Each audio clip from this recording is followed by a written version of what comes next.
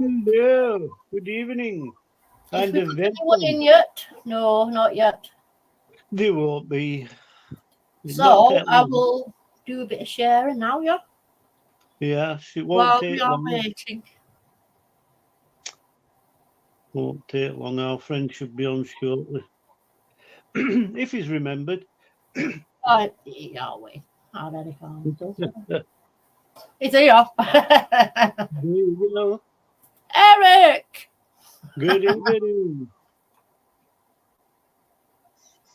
I hope that little bit of info helped you out with chakras. I don't know. Just let me know in comments. Yeah. So tonight's subject, divination.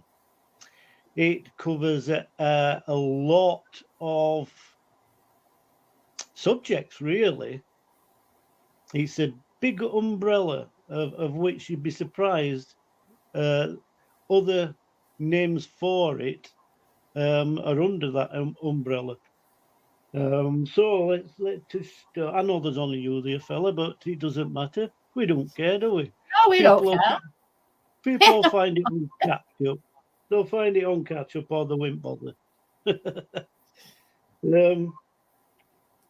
The meaning of divination means the power to gain insight into a situation or question through supernatural powers or the occult, rituals. Predictions can be pre-given through this too. So if you imagine what that means in real terms. No, Rita. Hey up, Rita. It's all things under that umbrella of divination, under the bigger umbrella of paranormal, and the occult.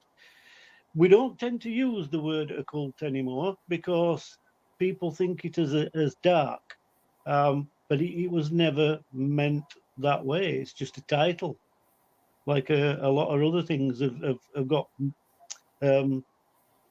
what's the word, pigeonholed. There's something that they're not, but yeah. Let's see what I've got here. I've done some Eric said he likes me anyway. Thank you, Eric.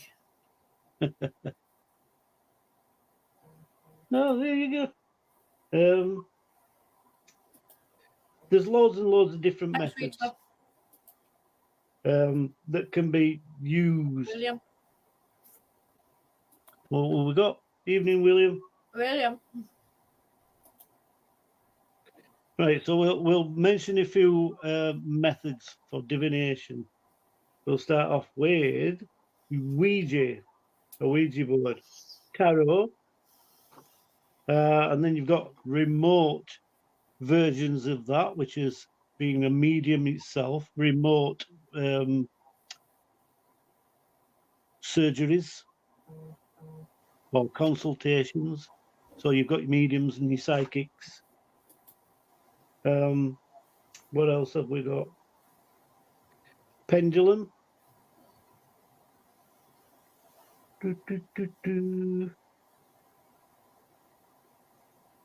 Runes. Scrying, mainly with water and mirrors to start with. That were the first forms of scrying. We use all sorts of things, and I think you're going to mention in a bit, Nettie, about different types of scrying. All these are under the guise of divination. So they're some of the oldest ones, and then you've got. Actually, this is quite an old one, and it went out of favour, and it came back in the 70s and 80s, and that's hallucinogenics, so the use of substances to do divination. Believe it or not, people think they use it for forms of astral projection and remote viewing, but it can be used. Yeah, it was said Nostradamus did it, didn't it? Yeah, yeah. Rods. Yeah, and then we've got crystals, tea leaves, obviously, Palm reading, that's another form. Then your latest ones. These are your latest ones, and these are the ones that's current, really. And that's astrology, horoscopes, scrying again, but in a different form to what they used to do. Diviners, that is the practice of divination. I keep getting a bit tongue-tied with that saying, but soothsayers are also diviners. It's just another term for it. Yeah. The first evidence of divination, the first cases that we know of, came from Mesopotamia in the 2nd century. And there's a few cultures that adopted it. We've got Egypt, which is well known, Greece, lesser known, Italy, and China, which leads into, do you want to give a few words about China?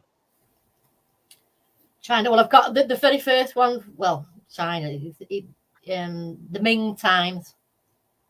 It said fortune tellers would walk down the streets telling everyone what they're doing. They would set up booths in populated areas like temples and entrances.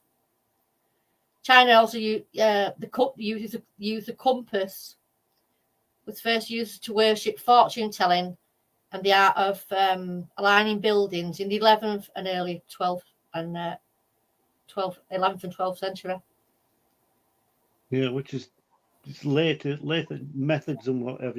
I can't remember what century it was, but I'm surmising it's got to be AD. Definitely, yeah. But Christians, they first. It was actually 400 BC. What, Christians? No, the previous Chinese. Yeah, I'm just going to mention dice. Dice, yeah. The use of dice first emerged from Christians. They used to use it as a form of divination. Yeah. So there's a lot. I keep trying to not use that word HELL. Yeah. But there is a lot. There's a lot of different methods. Oh, no, there was loads. There's a lot of. I mean, they're the nice sort of methods. There's plenty of other ones that were. Yeah. I mean, runes are coming back. They've come and gone, and they're coming back. Tarot, horoscopes, astrology, they're the ones that seem to be hanging around.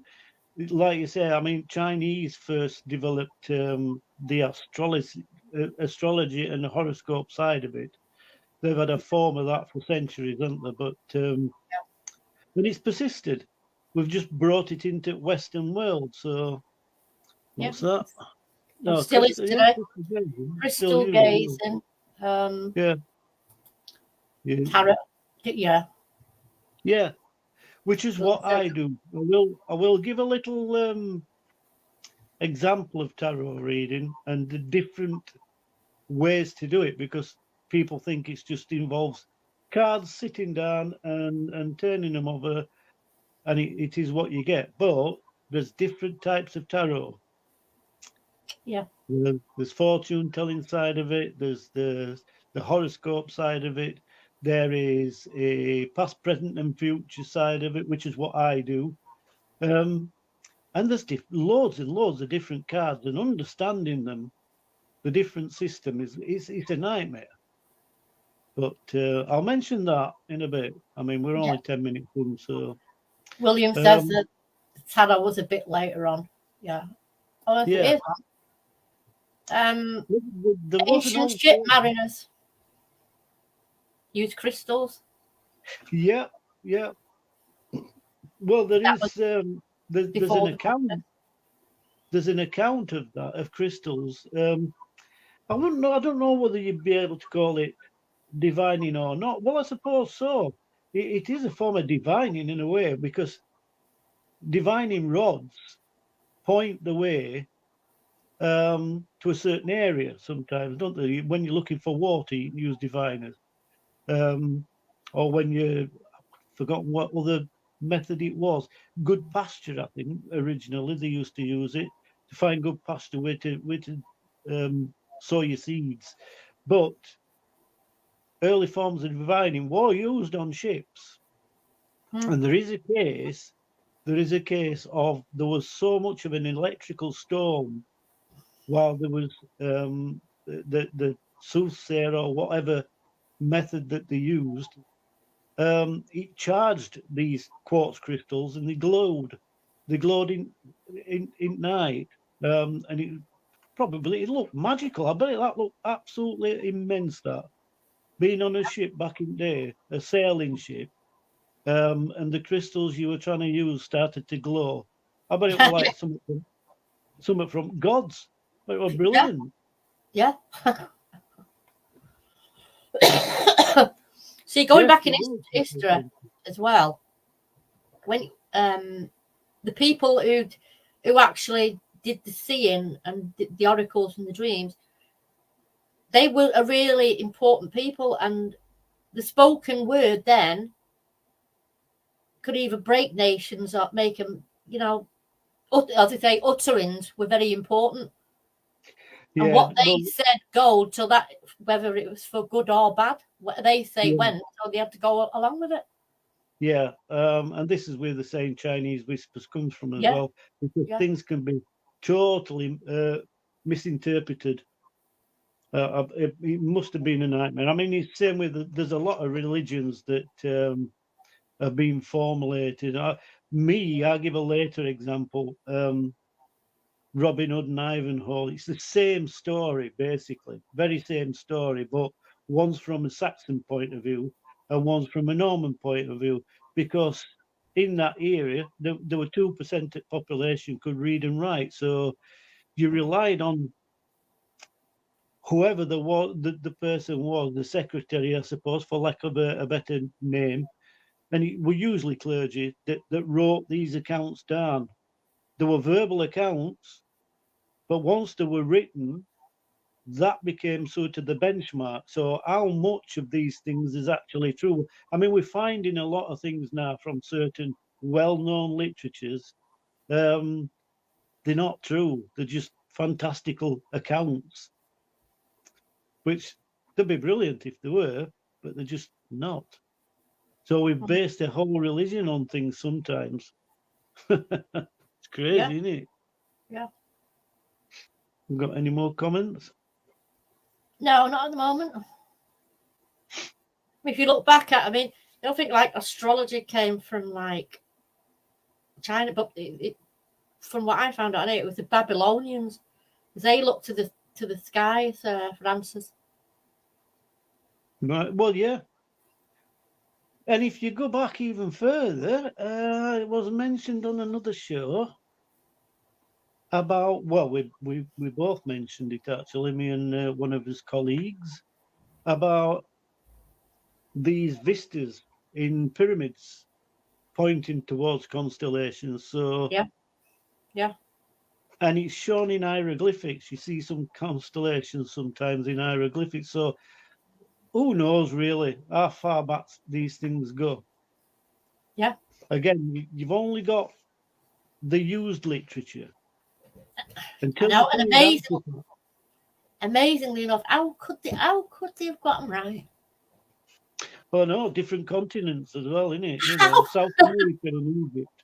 Apparently, nobody travelled the seas. There weren't the technology.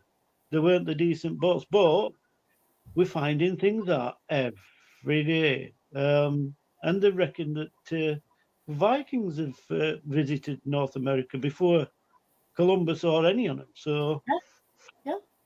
You just never know. You just never know what the actual facts are. It fascinates me. I know we're off on a tangent again, like we do, but it fascinates me that it was one race of hominids that populated the world. So we travelled slowly but surely and populated the earth from, apparently, the continent of Africa. But how true actually is that? Because, Well, as I say, every day we're doing some archaeology and we're finding different skeletons of different, what's the word, types of human. yeah. So, I mean, we know now, we didn't think so at first, but we know now that Neanderthals interbred with other known humanids of the era. I think is it Cro-Magnon? I'm not sure. Don't quote me on it. But Yeah. yeah. So who knows how many others did it? And he's saying when you get to Bigfoot and these so-called cryptids, I don't think they are cryptids as such. I think they're just remnants of other humanids. Yeah. Yeah. Past humans. Yeah. So Yeah. who knows what sort of? I mean, if you go on, we only use 5% of his brain as we are now. Who knows that if these, as they build them, cryptids have got more advanced methods, they use more of the brain, so they could probably float themselves and whatever. You just don't know, do you? You just don't know. But Well, anyway, how did they build this? How did they build the pyramids? Because well, apparently exactly. the tool to measure it in our days wasn't invented till 1940 odd. No, well, I think it's before How that. did But, they do it? yeah, They must have been smart. They've got to have been well smarter than we are. yeah. I mean, that's probably another show, really, isn't it? But It's going to be, isn't it? yeah, but yeah. I mean, my belief with that is that it's the way I look at aliens. I don't look at them as these, you know, grey aliens or whatever that everybody seems to see. I think they were ancient aliens, and we looked at them as gods, and Yeah. they gave us the technology. Well, they didn't give it us; they used the technology, and they didn't share it, and this is why we haven't got it now. Yeah. So, Yeah. That's what we are. have got any more history on divination? No, we've got some. We're coming into the. Well, if we're going into the actual techniques, see, there's cultures that have used animals as a means of telling fortunes. It's like this one called Mayo Manor, which they use mice. Right. Don't ask me what they do with them because I didn't look into it. I didn't want to. There's one called Electronomy, and that they use roosters for that one. Yeah, that's entrails, isn't it? Where they cut them open and Yeah. and cry with blood in the bones. Nasty. Yeah. Yeah, there were some really nasty ones. And But that's the only thing on the gruesome side, the only that I'm aware of anyway. If anybody else is aware of it, let me know. But what gruesome ones? yeah, it's Oh, only there are. witchcraft that use them these days. Oh, there was loads. Yeah. But it's only witchcraft that uses them these days, as far as I'm aware. Unless there's other countries, maybe there is that, like places like Tahiti and Guinea, they still use witch doctor type stuff. They still use what's the word? Sacrifices to tell fortunes and that, don't they? Yeah, see, there's one called, it was called Haritspiation, performed by the Roman practitioners, and that was using sheep entrails. Yeah. Yeah. But Aztecs did it, didn't they? And the Mayans, they did a lot of ritual slaughtering to try and appease the gods, or so they thought. It was never going to work. No. See, that one for the Romans as well. It actually predated them, because it was in pre-Roman Italy before before it came Rome. Yeah. There's one Yeah, called American- Ampro-Mancer, and that was the word one. Yeah. That was human divination. Yeah, that's been used. That term's been used on a few science fiction films as well.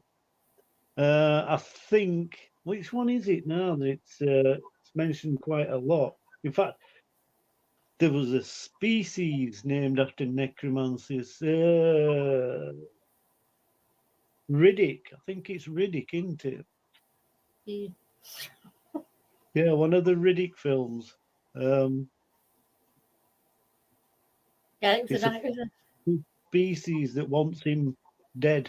So, because it's only one that apparently through divination, that species, his species, Riddick species, was the only ones that could stop the necromancers. Oh yeah, I and watched it. Yeah. They killed them all apart from him. They thought they'd got rid of them all. So they were panicking when he surfaced. It's one But called that just shows, Ostro. doesn't it, again, it just Okay. shows again that film, even though it's fiction, can get woven into things that we know about. You know what I mean? It's there's a little bit of fact in there, even though Oh well, the yeah. accounts are fiction. Oh yeah, if you look it up, you'll just find it somewhere along the line. Yeah. Well, and you were going to say something. It's called one called Ostermancer. That was skeleton and bones, Yeah. and that was used as eerie tools practice to be connections to departed souls and believing in the mystical properties of humans. I'd like somebody to tell me why, excuse me, skeletons in churches seem to be quite popular. It's not something you expect to see when you walk into a church, but there's quite a lot of churches got them. They have actually got them, and they're laid out just like you see these marble figures. You get marble figures of skeletons, and I don't know what the significance is. I've not really read anything or seen anything to what it's there for. So if anybody knows, let me know. Say what? Well, that's weird. We'll have to look that up. Yeah. Eric says necromancers. Yeah. Yeah. Yeah. I've often wondered, and it's not, and it's a very old practice. I wonder if that's used in some form today. Again, probably it's hidden. It's very hidden, obviously. Yeah, it could be in some cultures, won't it? And more than likely, as I say, Haiti or Guinea. These seem to be cultures that have changed very little over the last couple of centuries. I've got a frog in my throat. Excuse me. I haven't got a drink. Oh, well, no, I ain't. Didn't get a drink. So give me. There's also one called Pyro Ostromancer, and that's where the engraved the turtle shells and then burned them.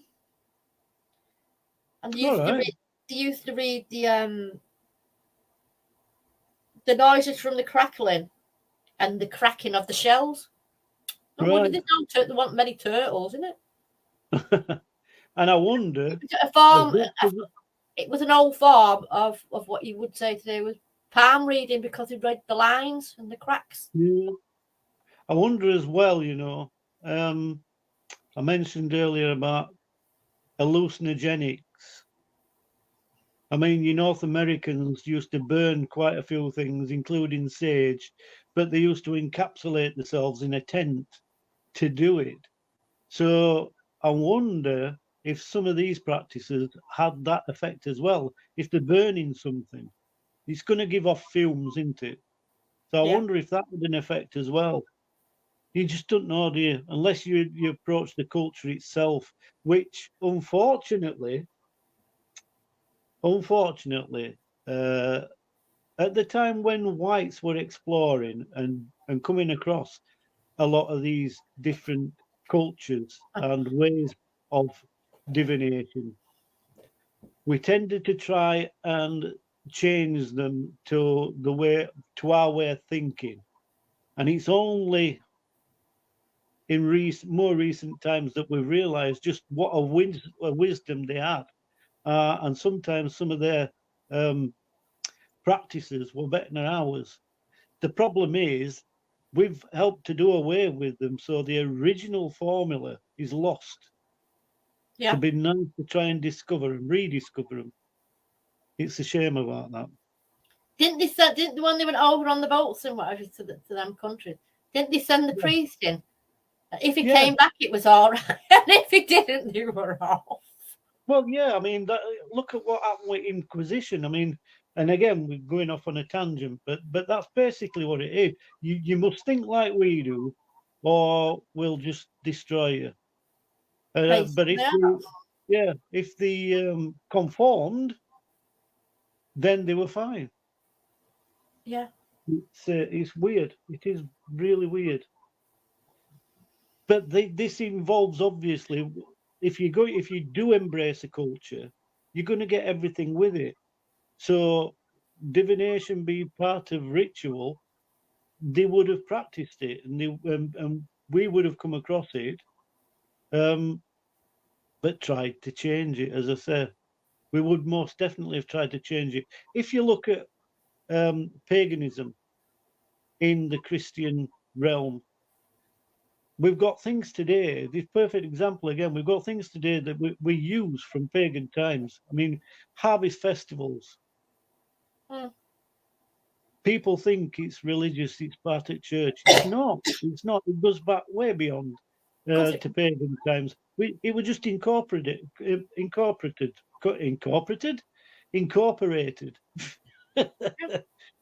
into so that they were appeasing, church were appeasing locals, but at the same time, they were spreading the word. Yeah. So yeah, well, they're just changing it round a little bit, aren't they? You're not making it there.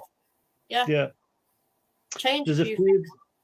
There's a favourite of Dan's as well. The Wood War was changed immensely, and again, it started to be used as like gargoyles and symbols in churchyards and on the buildings. But it comes from pagan times. Yeah. What's the other term for him as well? Not Wood War. That the earliest form. Man of the Woods. Man of the Woods. He became known as the Man of the Woods. Yeah. So, and again, gone on a tangent. Hello, Leslie. Evening, Leslie. So yeah, there's loads and loads of different methods. I personally use tarot, and I know you've used tarot, haven't you, Nettie? But have you used anything else? Have you done anything else? I think you told me, but I'm waiting to hear about it. I've done Ren, pendulum. Yeah, I've done pendulum as well. Yeah, scrying. Yeah, I've used divining rods, of which there is a few, but there's two main types. If you're looking for magnetism, then you tend to use copper rods. But if you're looking for water, use willow or hazel rods. And they do vary. People think they're the same thing, but they're not. They're not. Invariably, if you use hazel, you use it more or less the opposite way around to what you would use with copper rods. It's one piece for a start. It's more like a Y-shaped piece of wood. So you've got the handles. Yeah, that's right. 2 pieces. Yeah. Whereas with your divining rods for magnetic lines and things, they make 2 separate rods, and they cross over. Yeah. So it's fascinating. What's that? William said some of the ancient used leaves, acorns, reading, tree bark, but no one has heard of tree bark reading. Yeah, No. and excuse me, there's a lot of different, and they're all natural. But what people don't realize today, William, is that it was different substances for different areas. Like I've just mentioned with water, wood for water, and copper for magnetic lines. The same is true of different elements, i.e., like you mentioned earlier, crystals.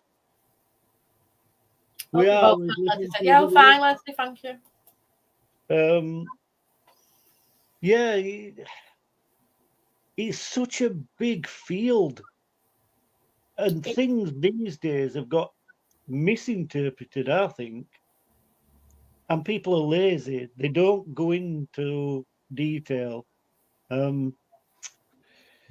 You can practice, you can have a dabble, can't you? There's lots of people dabble now in paranormal field in different areas, but divination is an art, and runes being part of it. And again, which element did you use for your runes, Nettie? I can't remember, it so long back. Were they stone? I've not touched them so long, I give up. Were they wood? Were they bone? Were they tooth? So many different elements, and they were all used for different purposes. Oh yeah, yeah. As we were mentioning, they've been stored in a cupboard. Worth getting them out, get them used. As we were talking earlier with crystals, you've got all your elements: earth, air, fire, and water, and that. So different crystals pertain to different elements, and unless you get it right, you're wasting your time. Yeah, because the powerful energies that come from these crystals. But if you're trying to use quartz in middle of wood, for example, it just dampens it. It doesn't work to its best of ability. So, and you can energize crystals as well. We've all heard about putting moonstones outside on a full moon to charge them. Well, the same is true of most crystals, but you use the element and the method of charging. You've got to use it. You've got to do it differently. William said it's basically alchemy, all alchemy. It all comes. There's different umbrellas for different things. Yeah, alchemy is part of paranormal, isn't it, and witchcraft and what have you. So, and so is me and Ian believe in frequencies. We're really, really big believers of frequencies, and there's certain things through all these different methods that prove it. Quartz, for example, quartz is such a fantastic medium, but it's got to be used right. And again, people don't realize that every piece of quartz will vibrate at a different rate because of its shape and its properties. So sometimes you've got to cut them, you've got to shape them, you've got to use. Nobody does that anymore. It's been lost. That art is being lost from its original purpose. The only time we seem to get it right is when we're making jewelry, or not jewelry, watches, for example. A quartz watch. The crystal in it is of such a shape and size so that it vibrates and works to its optimum. That's a perfect example. We don't do that with everything else like we should do. So for divining, even I don't know the symbols and the actual frequency that it needs to vibrate at. If I did, I'd be rich. But there was somebody at one point that did it first and realised just how well it worked. No, yeah, he took it to grave, or she took it to grave with him, because it's just lost. We use them, and we have varying success, but this is why they're still not mainstream. They're not used. Evening, Robert. We don't use them like they would be used if we knew that formula. Yeah. Alchemy. It is more written, which is more disciplined, which is good. Every other thing should be as well, but it's just not. It's dabbled with. I.e. tarot. This is my deck. It's called an answer deck. It's a modern deck. It's a modern day deck. It's been developed in California from a Chinese method. Works on the power of 3. Again, I'll explain a little bit more in a bit, but that just shows, and that's just one deck. And there's hundreds out there. You've got mermaid decks and you name it, you've got all them. So you've got these. I could never get on with me the kings and queens decks. Oh, nightmare. Kings and queens. Well, they were, and for me, because I like to explain what I'm doing and how it works to me customers, I couldn't get on with them. I couldn't explain it myself, so I get up with them straight away. And I dropped on these, and they said that your deck chooses you, and that's absolutely spot on in my case, because I used to work in an holistic. It says awesome show, very interesting. Cheers, Rita. I used to work in an holistic therapy shop, and that's how I learned tarot and massage therapy and Reiki. I only went in to inquire about a ghost walk, and she says, "Ooh, you've got healing hands. Can I train you?" So I thought, well, that was that. I've not looked back since. But anyway, I digress. The deck that I have before you is years and years old, because I used to sit just in front of the counter, and it were on a one-way system. And when lorries went past, it used to vibrate the glass shelves that we had with all trinkets on. And we've got a pile of different tarot decks. And every time a lorry went past, as I said, there'd be something fell off. And I used to put my hand out to catch them and miss.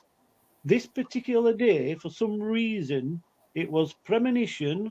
I knew something was going to go past, and I stuck my hand out, and this deck fell in my hand. Now that's immense, that for me. And she says, "Oh," she says, "they finally chose you, them is yours." And she gave me a deck, and that's the deck I still use today.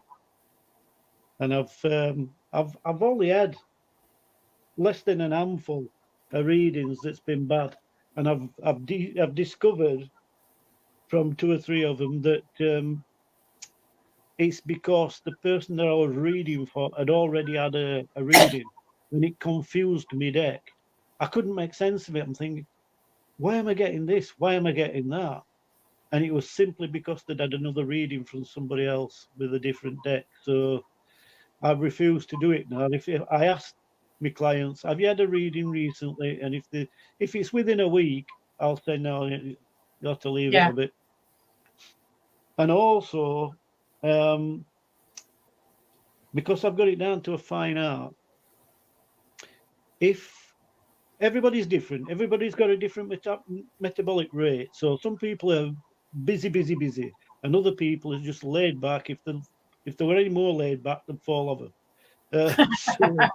But that's the way people are. We're all different. My deck even tunes into that. So because it's a past, present, and future, and an outcome card, I can pretty much get it down to when that outcome card is going to play through. So, for example, some people that's busy, their reading will be quite short-lived. It will get to outcome card probably within a couple of weeks. But there's other people that there's nothing happening in their life. They're very slow living, and, they don't do a great deal. So that could take up to 2 years to play through.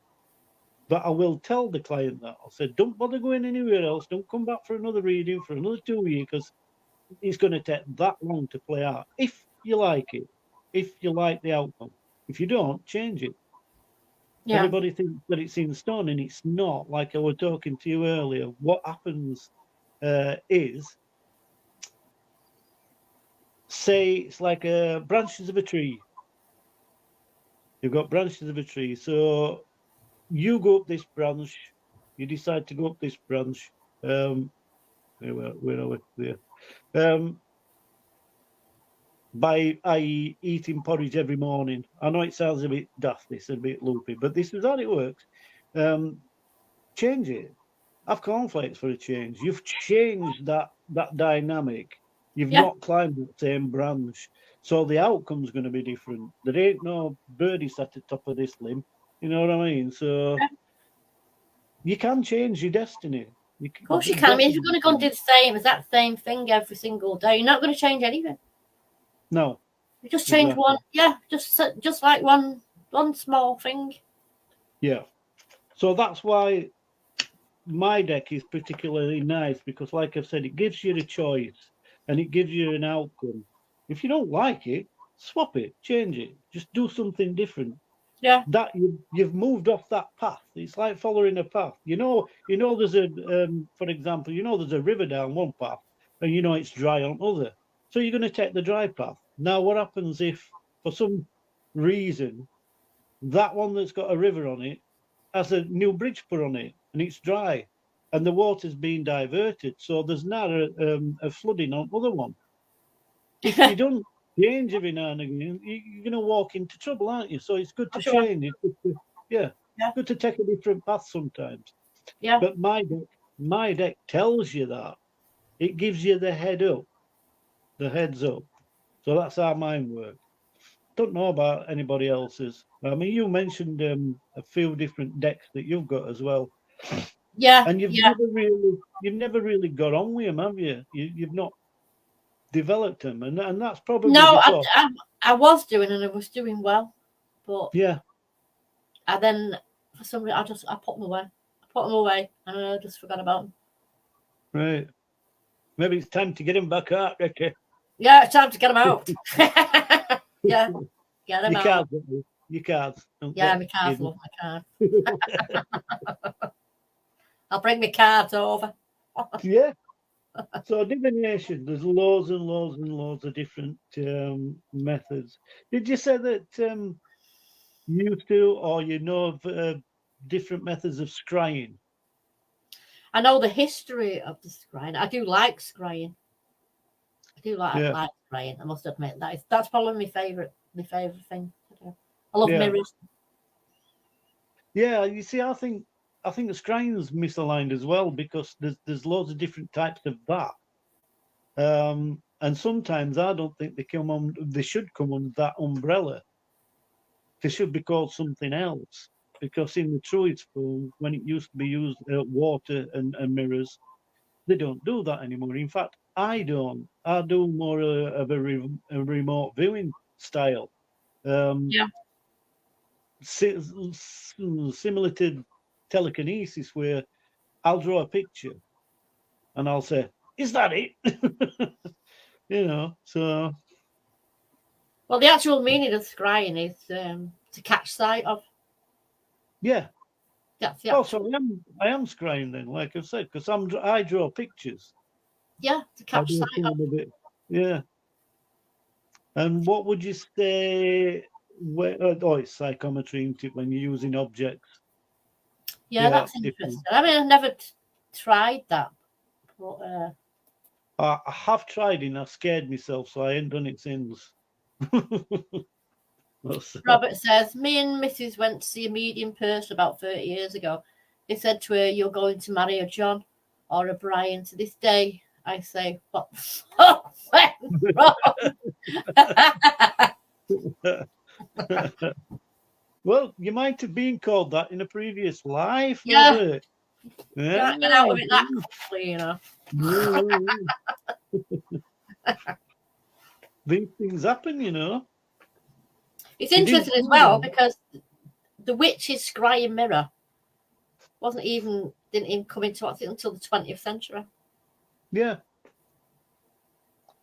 Yeah, you see, I don't know, it's interesting. Like I said, I am fascinated with mirrors, but I'm also a bit, I'm a bit, I'm mesmerized sometimes. And I've had cases with mirrors for example, we did an investigation in a pub, and in this back room, it was originally used. Well, not originally, but it was developed and used as a gym by some of the members. And somebody had an accident in there, ticker-wise. And they were seen a lot of the times in that room. But what I saw, I immediately knew it was this fella, but it was one of our team. They were stood looking in mirror, and we were at back of her, and you looked in mirror, and it weren't her. It was a fella. And I says, that's him. It's like he morphed into her. And I showed a member of staff the picture. She said, oh my God. She says, that's him. So Yeah. is that scrying or what? I don't know. It was just an accident for me. But if it's supposed to portray different images and things like that, well, it did. Yeah. Yeah. Don't know if anybody else has got any examples, but that were a good investigation. That very good investigation. We found all sorts. It was obviously built, or part of it was rebuilt, because underneath didn't tally with what were on top, type of thing. There were different rooms below. They weren't corresponding at all, and gauge a brick, because I'm classed as an environmental psychic. I literally home in on the fabric of a building and what it's built on, the geology, a lot of time, and things just jump out at me. Like one wall is built out and say 12 gauge brick. These are just examples, and then part of the wall will be 10 gauge brick, and there's a distinct change. To me, it's jumping out at me like a cryptic crossword. A lot of people wouldn't even notice. They just look, it's a wall. Do you feel it as well? Do you feel like something sort of just there? Yeah, definitely. Yeah, that's what I get in. That's when we pass graveyards, and that's how I go, where I go in them. Yeah, energy's definitely changed because there's different games. Yeah, different frequencies, even frequencies, as I said. But if you think, like I said about crystals, the shape of a crystal, it's going to produce in a graph. It'll be within a boundary because they're going to vibrate at a certain frequency, ish, because of the chemical makeup of them. But the size of it and shape of it can alter the frequency slightly. It's like tuning it, fine tuning it. And I feel that difference in vibration in materials. So a 12-inch brick feels different to me than a 10-inch brick type of thing. It's giving off a different vibration. And also, if you tune it, fine tune it again, it's your brain that's doing it, obviously, and your talent. But yeah. you can also gauge an era, an age of something by doing that as well, which I've done. For example, we did a pub in Pontefract, and that had been rebuilt. The footing of the earlier building was still there, and the foundations around it were still there, but underground.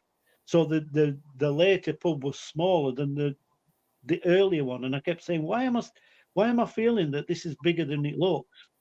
Well, that was the reason why.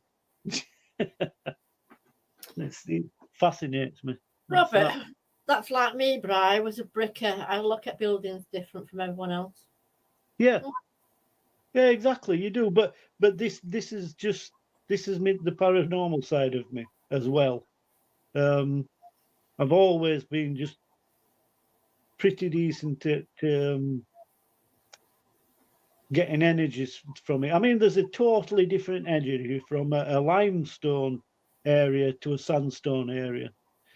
The stone tape theory, it has some merit. For me, it does have some merit, but it seems to be more prominent in sandstone areas. It's the property of the sandstone because it's got quartz in it. Yeah. So it vibrates at a totally different level and frequency to sandstone, to limestone. So what's that? Have we got another? Any more? Any more? Any more? No, not yet. No. No yet. No. But yeah, divination. It's an interesting, fascinating umbrella subject. But as I say, we use different methods. I intend to try some different methods. I really do. Oh yeah, well that's what's about in it. Just try different things. It doesn't do any harm. Yeah. I'll finish off with my tarots, Shelley. Just As I before you said- go, did you know that there was a law in 1824? Parliament passed. It was called the Vagrancy Act, under which fortune telling, astrologer, and spiritualism became punishable by offence. Oh, I'm not doing it then. I'm just reading cards. Obviously, it won't stand today, but yeah, well, it's surprising, isn't it? Like I said, what comes and goes. But yeah, they're quite. If you look at the size of these, they're not very big cards at all. They're smaller than a standard deck of playing cards. They are quite small. But Robert says stone building is like a sponge. Yeah. Well, them cards are better actually. Yeah. Because I've seen I've only got dead tiny hands, haven't I? Yeah. Yeah, you've seen the size of my hands. Yeah, they're quite When you get a big deck, when you get a big deck, they start like that. Up there. But if you look, they're an everyday picture. Yeah. And there's an everyday word at the bottom. I don't know if you can see any of that. But, yeah, well, they're good. Yeah. Yeah. But they're in. They're set out on a mat. Yeah. In rows and grids of 3. So there's 3 down, 3 across type of thing, and you place them. Well, I don't place them. My client places them, because all I do is I decharge them by having contact and shuffling them, and then I hand the deck to my client. They shuffle them, and then they place them down on the mat. What I do then is turn them over and interpret them. And it's good as well, as a good method, because these days you can take a picture with your phone to remember it. So there's none of this having to write stuff down. Yeah. You just take a picture and you'll be able to remember it, because, as I say, the everyday cards, I mean, for example, that one says the troubleshooter. Now, with me and my deck, that tends to be me. I tend to pop into it as the troubleshooter, because I'm doing the reading. So I'm helping them. But there's also, hey, look at it. Look what's there. Sexual attraction.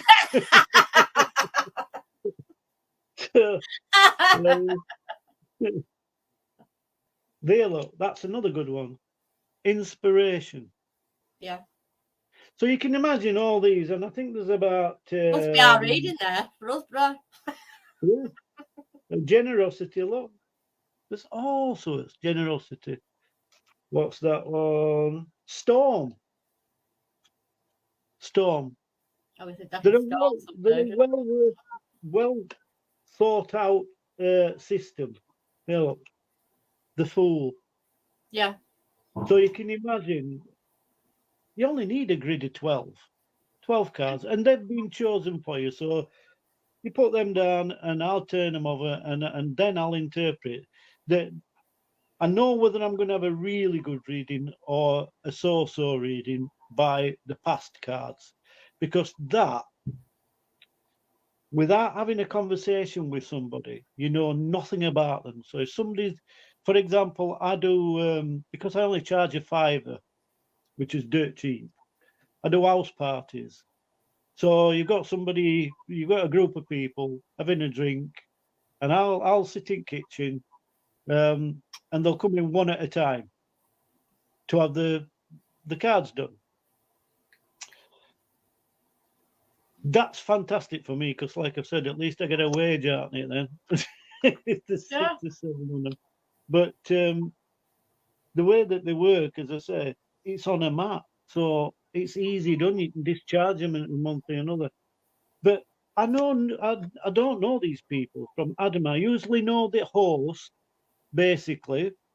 You know, I've spoken to him or I've got him on Facebook, whatever. But I'll not know him really well. And if I do, I'll say, I'm going to do you last because I know a lot about you. You know what I mean? So yeah.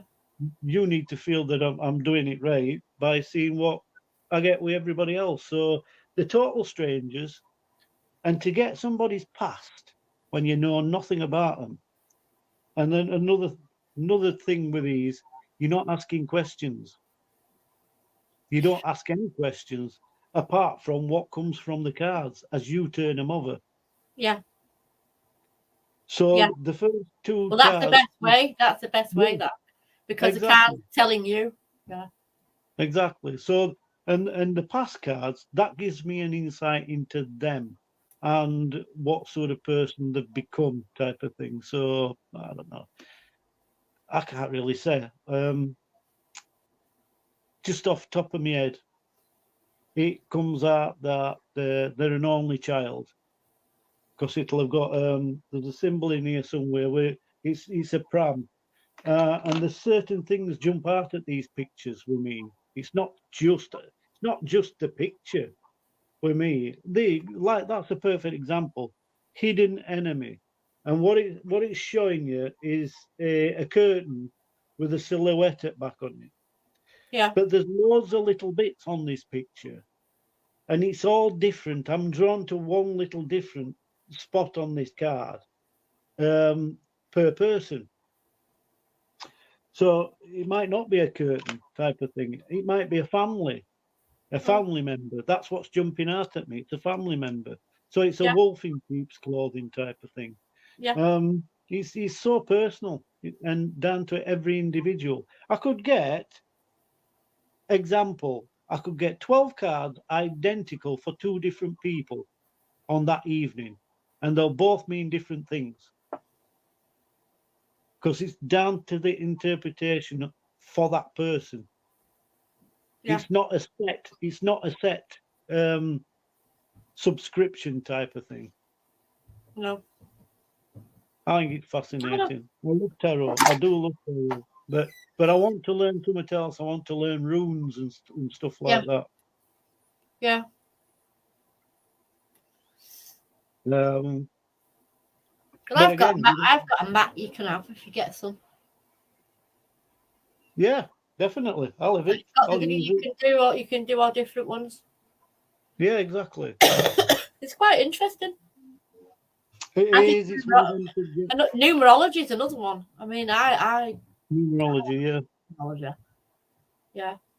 I've got no clue with that one. Unfortunately, I'm a bit of a pudding when it comes to numbers because I learned to add up on a dartboard. No, it's only a matter of adding up birth dates. And yeah, well, letters. Remember birthdays. Come on, Nettie. I can't remember birthdays. You better bloody remember mine. When is it? I'll put it on Facebook. You better not miss it. Better not miss it. We're now on 59, so we better do. Unfortunately, we've got to go. So we'll do the readout for the shows, and we don't know what we're doing yet. Do we next? We do. Friday, we're hoping to have a guest. Yeah. So we shall see. We shall. Right. So thanks for everyone for coming. Yes. Join us again next week. And come along and watch the other shows. Simply Spooky and things. I can't mention things shows because there's so many of them. I'll be here all night. Shout out to things and people who 2 shows on there. Yeah. And Simply Spooky come along tomorrow, and it's the Dark Mirror show with Jane, Josh, and Mark. Simply Spooky Tuesday is Jar of Doom night. Not too sure who's on that one because it's mixed host now. Wednesday, Simply Spooky is normally a guest night, and that's with Viv, Dan, and Eric. Thursday is the Weird Room, and that's with Tim, Eric, and Dan. Friday, you know what Friday is, don't you? Freaky Friday. And that's with me at Ian and Bry. Saturday, Metaphysical Insights with William Becker. And Sunday is back with us again in Shadows and Lights. So, We tonight, don't know what we're doing. we don't know what we're doing. But never mind, we'll sort it. Thanks again, everybody, for So joining tonight, us. guys. Goodbye. See you next week. Bye for now.